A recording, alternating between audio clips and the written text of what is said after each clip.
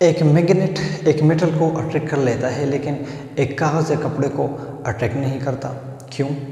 इसी तरह जब हम एक बीज बोते हैं तो इससे एक पौधा उग जाता है। कैसे? या प्लांट अपना खुराक खुद बना सकता है, लेकिन एनिमल अपना खुराक खुद नहीं बना सकते।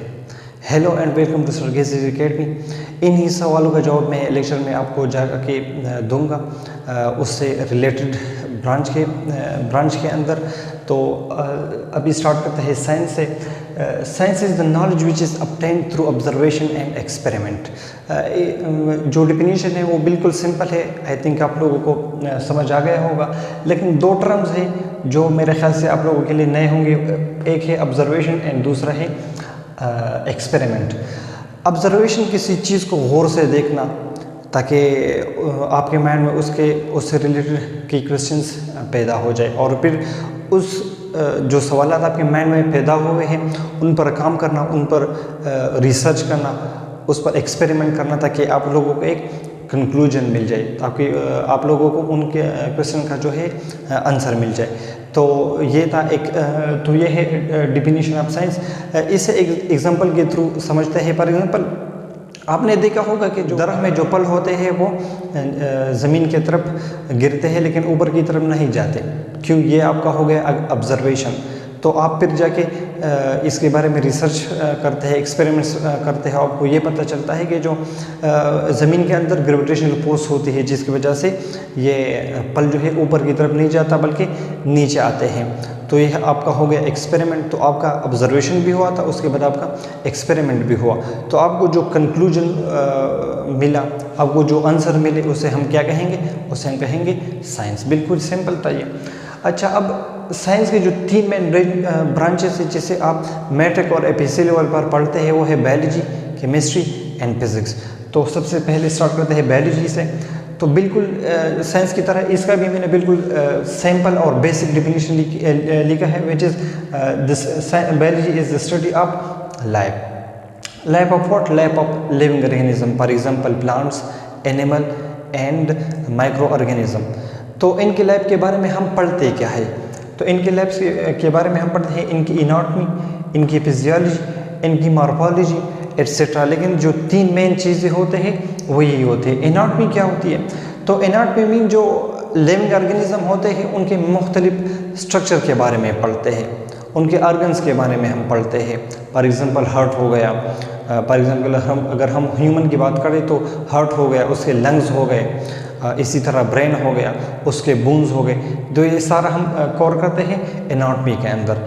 अब जो ये ऑर्गन्स है ये कुछ फंक्शन करेंगे ह्यूमन बॉडी के अंदर, या इसी तरह अगर ये प्लांट्स में है तो प्लांट्स के अंदर, अगर माइक्रो ऑर्गेनिज्म में है तो माइक्रो ऑर्गेनिज्म के अंदर। तो उसे हम कहेंगे physiology. Physiology mean the normal function of living bodies. और उसके बाद आता है मॉर्फोलॉजी। तो जो थर्ड मेन ऑब्जेक्ट है हमारा, जो हम पढ़ते हैं बायोलॉजी में लिविंग ऑर्गेनिज्म के बारे में, वो है उसकी morphology. Morphology mean the study of shape of living organism, the study of size of living organism. For example, bacteria के मुख्तलिफ शेप होते हैं, इस तरह वायरस के भी मुख्तलिफ शेप और साइजेज होते हैं। अगर हम माइक्रो ऑर्गेनिज्म की बात करें, फॉर एग्जांपल अगर हम ह्यूमन की बात करें और एनिमल्स की बात करें, तो सबके जो शेप्स है और सबकी जो साइज़ है वो भी अलग अलग हैं। तो ये सब हम पढ़ते हैं बायोलॉजी के अंदर। ये कुछ स्ट्रक्चर्स मैंने ड्रा किए हैं यहाँ पे, जो मेनली हम पढ़ते हैं बायोलॉजी में, ताकि आप लोगों को थोड़ा सा आइडिया हो जाए। अच्छा, साइंस का जो अगला ब्रांच है जिसे हम पढ़ेंगे वो आज है केमिस्ट्री। तो केमिस्ट्री बिल्कुल simple definition, the study of matter is called chemistry. तो matter, anything around us is matter. For example, आपके हाथ में इस वक्त मोबाइल फ़ोन होगा, लैपटॉप होगा, वो है मैटर। आपके पास एक बुक पढ़ा होगा, वो भी मैटर है। तो इन्हीं चीज़ों के बारे में हम पढ़ते हैं। अच्छा, मैटर के बारे में हम उसकी प्रॉपर्टीज़ पढ़ेंगे, उसका कंपोजिशन पढ़ेंगे। फॉर एग्जांपल, वाटर है, जो सिंपल पानी है वो भी मैटर है, और उसका जो फार्मूला है, वाटर का जो फार्मूला है वो है H2O। ठीक है, ये इसका फार्मूला है। इसका कंपोजिशन अगर हम पढ़ें तो इसका कंपोजिशन ये है कि इसमें 1 हाइड्रोजन है, ठीक है, इसमें क्या है 1 हाइड्रोजन है प्लस 2 ऑक्सीजन है इसके फार्मूले के अंदर। अगर इसके हम प्रॉपर्टीज़ के बारे में पढ़ें, वाटर के हम प्रॉपर्टीज़ के बारे में पढ़ें, क्योंकि हमने पढ़ा था कि जो केमिस्ट्री है it is the study of matter and water हमने लिया कि ये है एक मैटर, तो ये हमने इसका कंपोजिशन पढ़ा। अब इसके प्रॉपर्टीज़ के बारे में पढ़ते हैं। तो जो वाटर होता है ये कलरलेस होता है, मतलब इट्स मीन इसका कोई कलर नहीं होता, ऑर्डरलेस होता है, इट्स मीन इसका कोई स्मेल नहीं होता, and it is fluid, it's mean ये बहता है। तो ये सारे इसके प्रॉपर्टीज़ है। अब इसमें भी चेंजेस आएंगे। अगर हम इसका टेम्परेचर बिल्कुल लो कर लेते हैं तो ये लिक्विड पाम से चेंज होता है सॉलिड पाम में, आइस के पाम में। अगर हम इसका टेम्परेचर इंक्रीज़ कर लेते हैं तो ये फिर वेपर पाम में कन्वर्ट हो जाता है। तो ये है मैटर और उसके प्रॉपर्टीज़, उसका कंपोजिशन और उसमें उसके चेंजेस।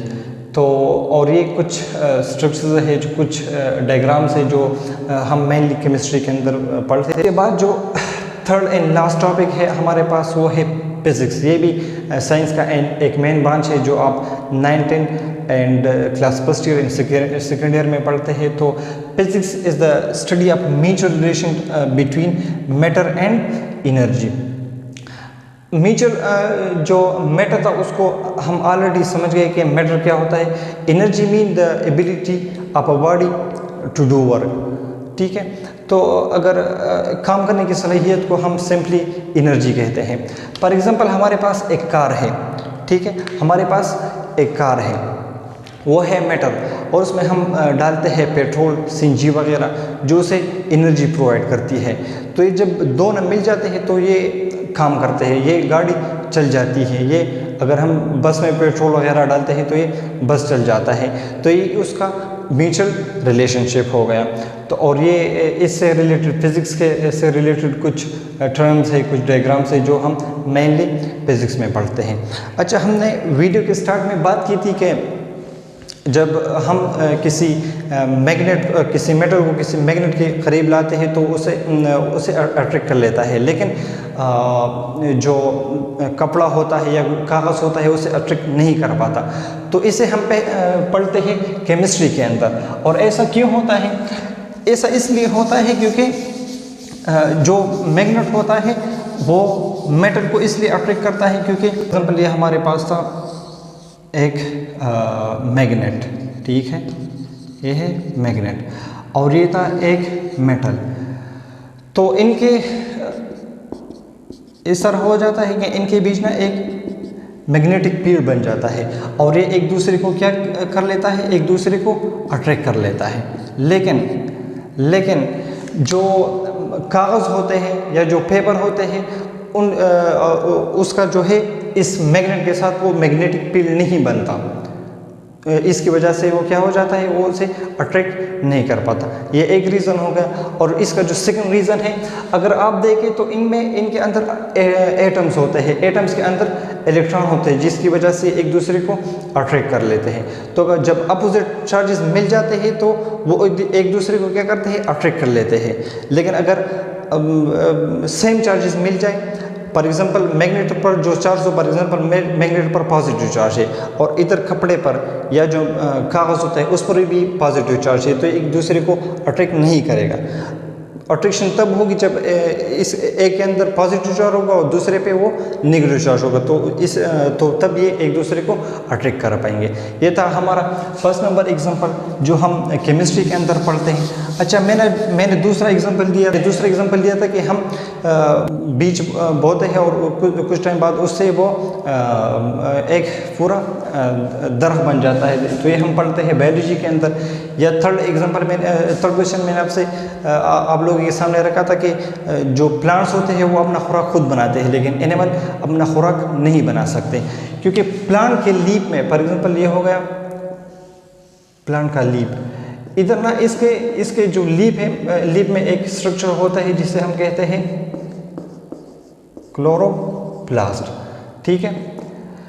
प्लांट सेल के अंदर क्लोरोप्लास्ट होता है, लेकिन एनिमल सेल के अंदर क्लोरोप्लास्ट नहीं होता। तो इसलिए प्लांट जो होते हैं वो अपना खुराक खुद बना सकते हैं, लेकिन एनिमल अपना खुराक जो है वो खुद नहीं बना सकते। तो ये था हमारा आज का टॉपिक, जिसमें हमने साइंस के बारे में पढ़ा कि science is the knowledge which is obtained through observation and experiment. फिर उसके बारे में उसके बाद बायोलॉजी, केमिस्ट्री और फिज़िक्स के बारे में हमने पढ़ा। इस साइंस की इस ब्रांच में हम लिविंग ऑर्गेनिज्म के बारे में पढ़ते हैं, उसके मॉर्फोलॉजी मीन उसके साइज़ और शेप्स के बारे में पढ़ते हैं, उसके इंटरनल ऑर्गन्स के बारे में पढ़ते हैं, इंटरनल के स्ट्रक्चर और फंक्शन के बारे में पढ़ते हैं। और उसके बाद केमिस्ट्री, तो केमिस्ट्री में हम मैटर के बारे में पढ़ते हैं। मैटर हर वो चीज़ जो हमारे इर्द गिर्द मौजूद है, जिसे हम अपने आंखों से देख सकते हैं, तो वो मैटर है।